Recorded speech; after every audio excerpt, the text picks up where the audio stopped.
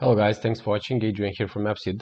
So in this short video I want to say a few words about the latest updates of Django Corporate, which is a popular open source seed project crafted on top of corporate design from a creative team. In the latest version, this starter was updated to support live reload in Docker once we update the Python code or simply the templates file. So this update was requested many times in the community, and we decided to provide it for this starter. Let's clone the source code, which is published on GitHub, and play around with this feature.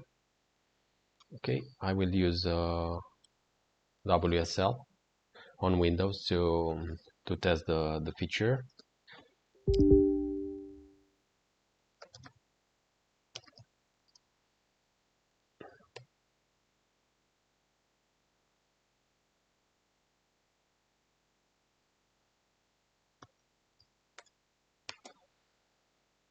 Once we have the source code, we simply need to update to follow up the instructions here provided here on the README. So we have this start with Docker section. The first step is to set execution rights for the entry point.sh. Basically, this script performs a minimal setup in order to have this live reload feature. Once the permissions are updated, we simply use Docker Compose to start a project. Okay, cool. Now the project is up and running. Let me access the UI. So this is the interface. Looks great in my opinion. Of course, we can create users and do all the things we need for a common Django application. But I will go here to the to the main router and simply define a variable in the code.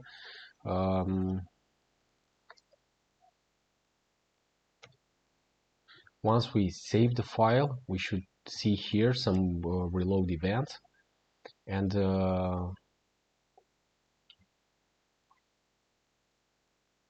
also we need to update the template file to use the variable.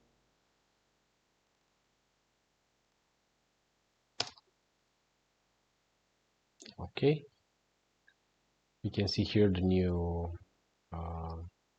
value, and okay,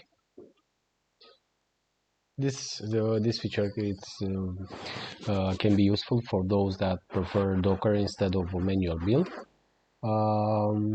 And as I said before, the hard reload applies also to the Python code in case we create new applications, update the configuration of the Django code, or simply update the template file.